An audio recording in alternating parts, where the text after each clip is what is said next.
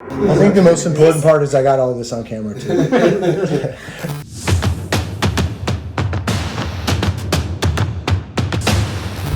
What's up, beautiful people? Brandon Quick here with the American Grappling Federation. I am headed to Dallas, Texas, doing another episode of AGF Travels. This time I'm headed to Wise Jiu-Jitsu in Waxahachie and Ennis, Texas. Very excited to go there. Ryan is a black belt underneath Marcelo Garcia of Dallas and Rob Abels. And his wife is a black belt. His kids train. He's got 2 locations. Excellent things going on. Can't wait to share his story.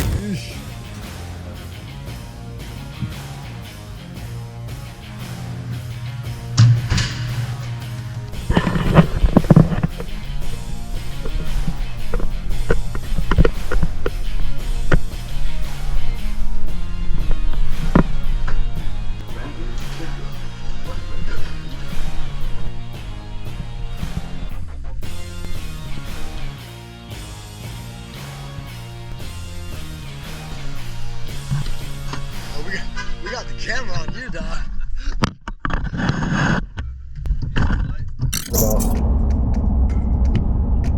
We are on our way to Wise Brazilian Jiu-Jitsu in Waxahachie, Texas, just south of Dallas, Texas. We're out in the country. Check it out.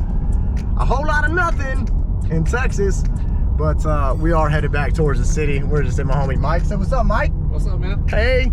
We're out in the country because that's where it lives and that's where I'm staying. So we're driving into town now and gonna go see a bunch of people that I know. I moved from Dallas to Tampa almost 3 years ago, so really excited to see a bunch of people from the DFW Jiu-Jitsu scene that I love and miss. So see you on the next part.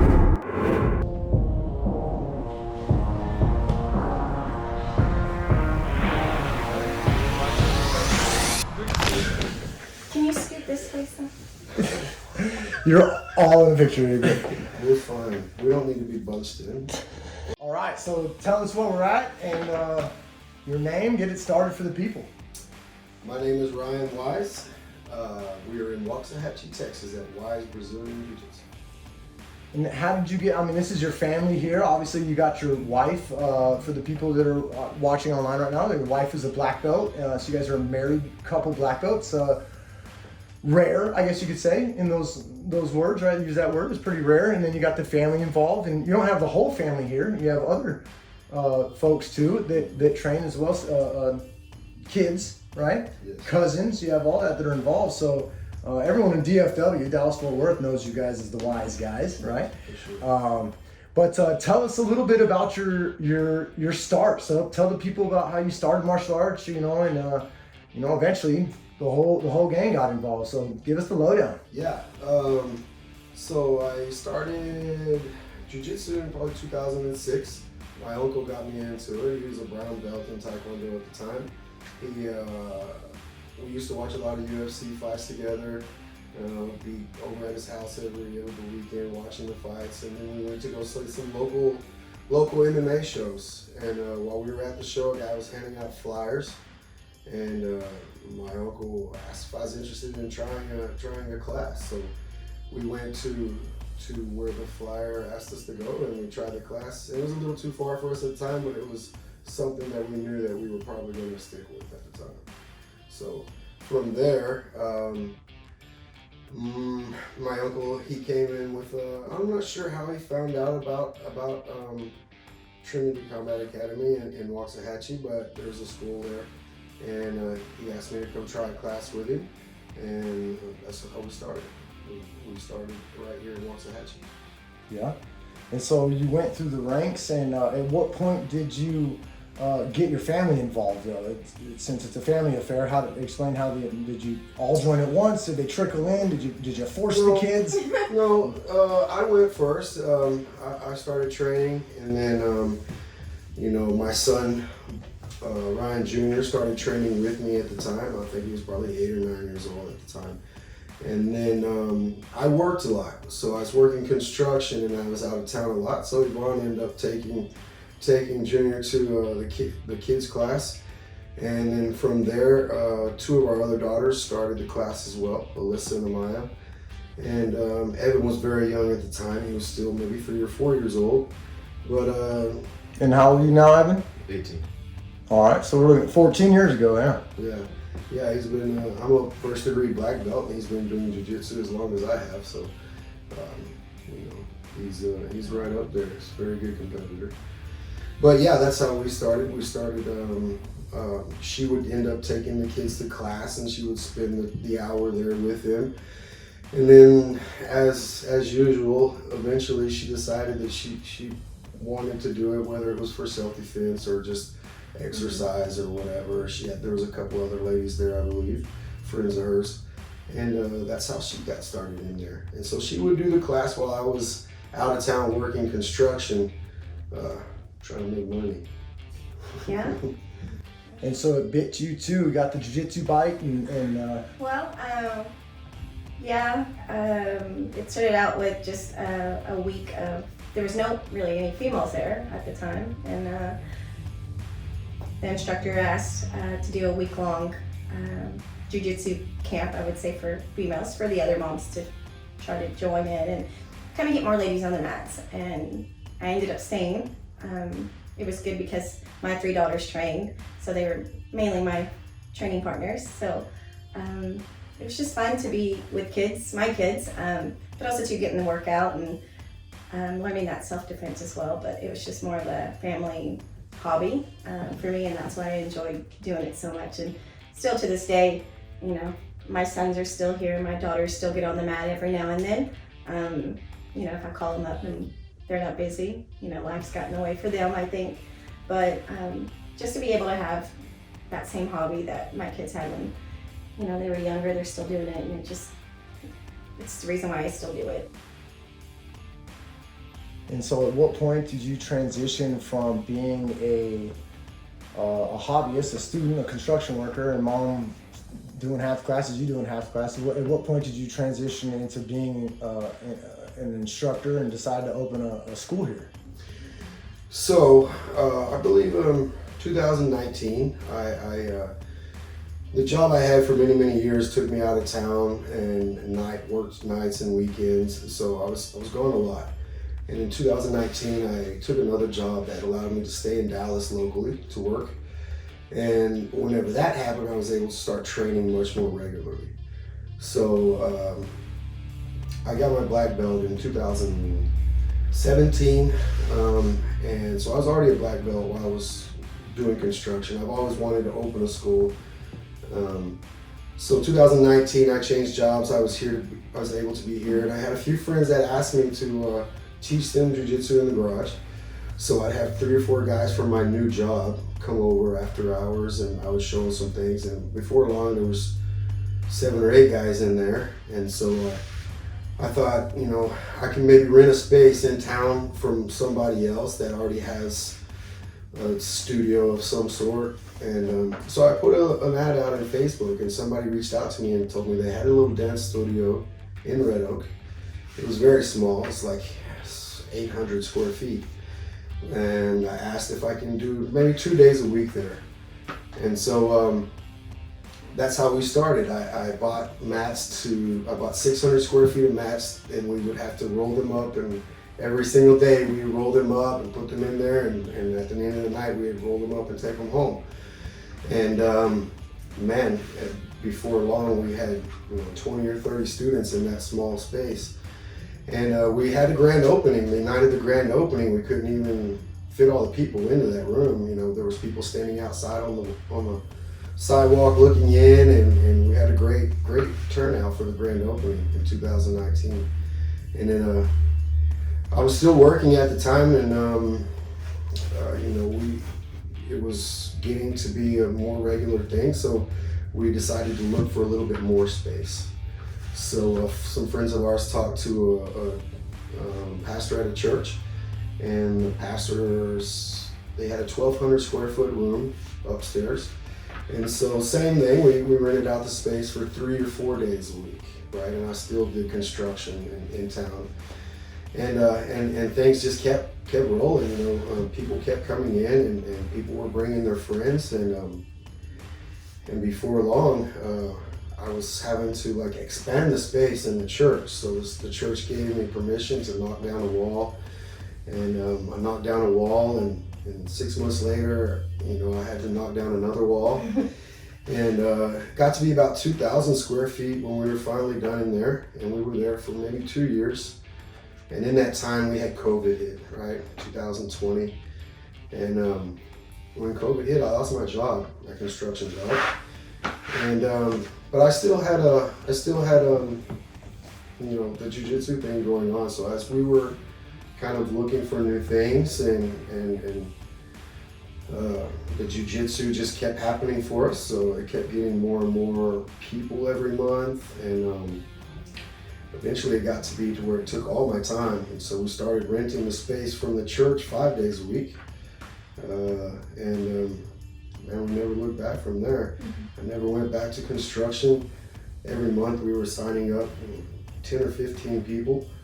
And out of the 10 or 15 people, we'd always have 10 stay. Out of 10 or 15, you have a few that try it and it's not for them. But we always had 10 or 12 stay. And we eventually outgrew the church. So about a year ago, we started looking around and we found this building, and it's 3,200 square feet. And so we rented the building from them, and I bought more mat space, and it's got office areas, and now it's ours. And we don't have to. Before the church was great, but there were certain times that they would ask us not to have class because they were doing church things, and Sunday we couldn't really be there that much, because they were having church. Every once in a while they would do gatherings or funerals, and we would have to be, we couldn't do class that day, so which is understandable.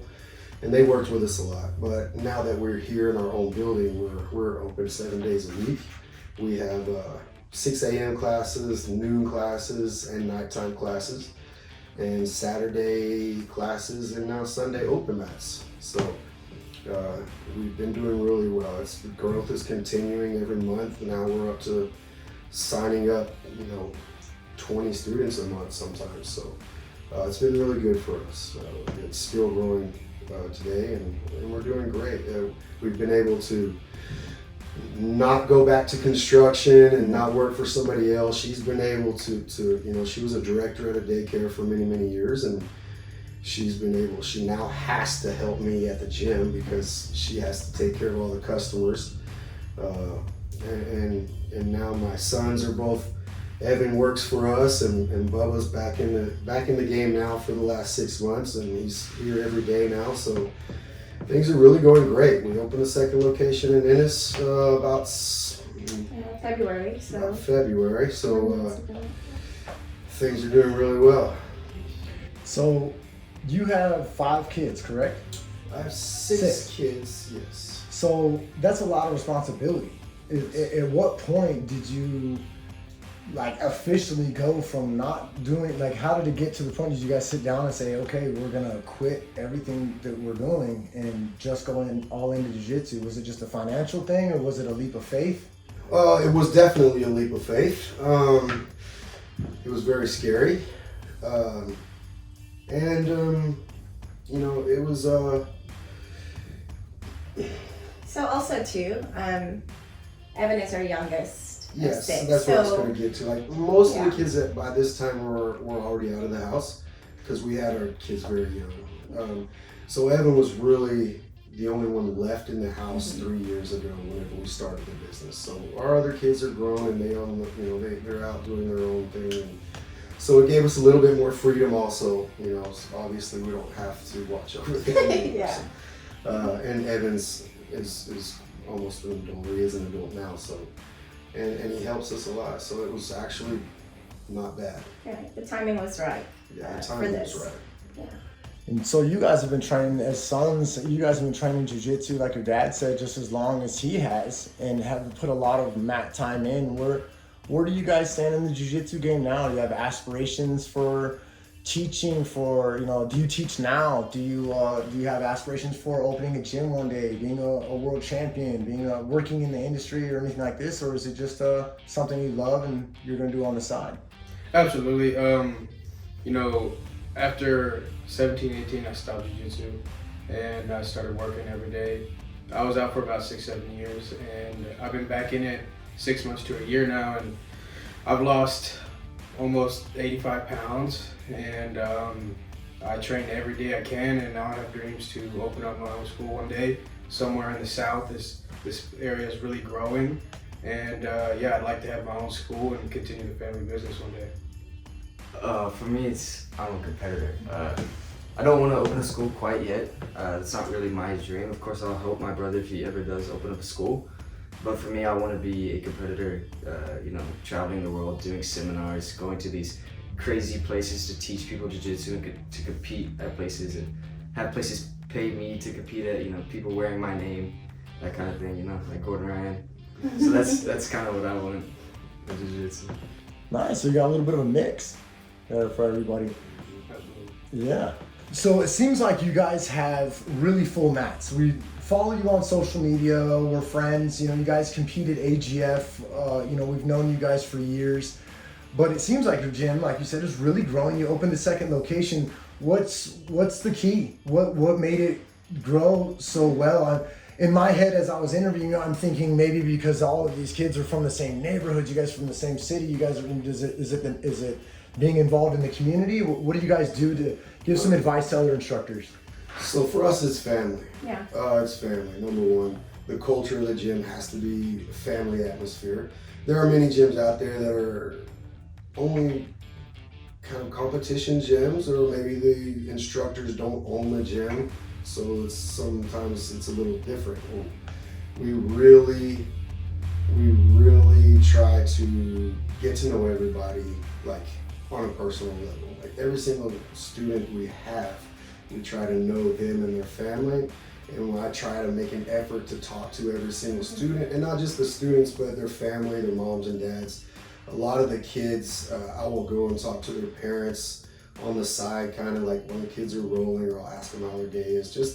Just keeping them involved, making sure they feel like they are welcome here, and not just hanging out, for me. And the family thing is, we have so many kids, and I talk to their parents a lot, and then their parents end up coming into the mat. So it's normally kids first, and the parents will sit on the side for a few months and watch.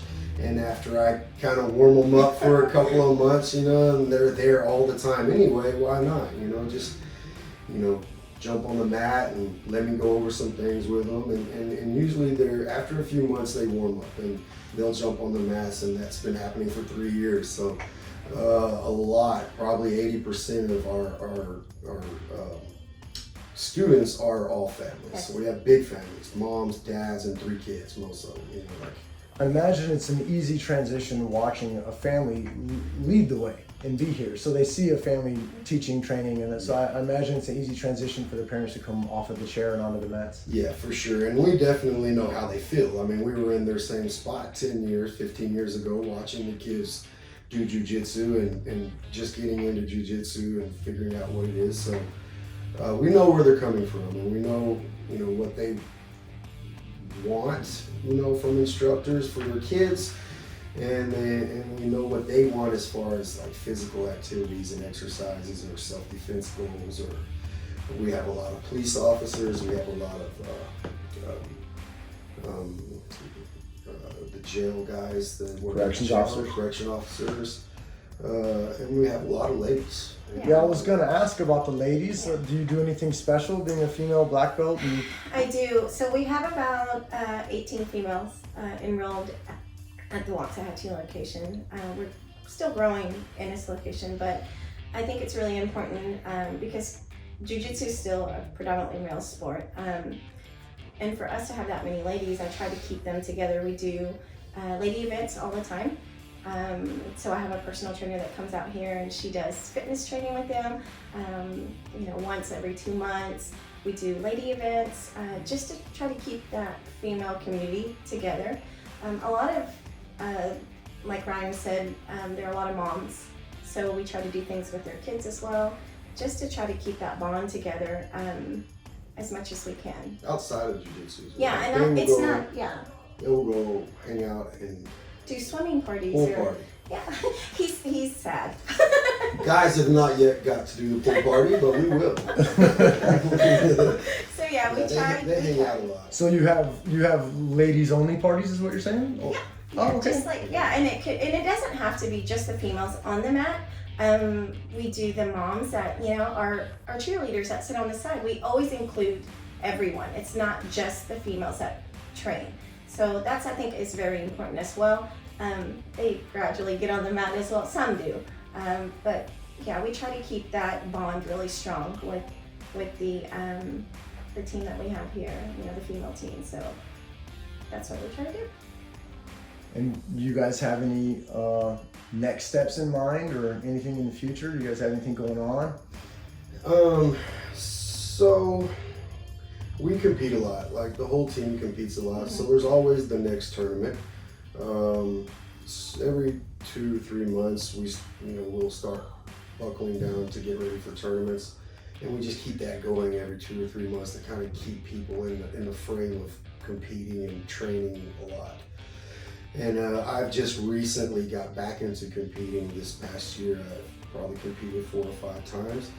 And I think that, winning or losing, they see that, and it helps them ease their fears of competing and going out there. If they can see their coach go out there and win or lose and be happy no matter what happens and continue to learn from that and go back and fix our mistakes after we compete, and that's what we're doing. So I think a lot of them are competing because of that. We have at AGF we took I think 27 competitors, and we took 35 to another one a few months back, and so the competition team is really starting to grow. And of course Evan leads that as well. Like he's more the face of the competitor team. He does a lot of pro fights and a lot of just the world's type of fights and stuff like that. So everybody likes to watch his videos, and I like to post them as well, just to let people know what we're doing here. So that's something else a lot of people like to look forward to, the competitions. Awesome. Speaking of posting, where can people find you on the internet? I mean, IG, Facebook, sponsors, anything like that? Blast your stuff.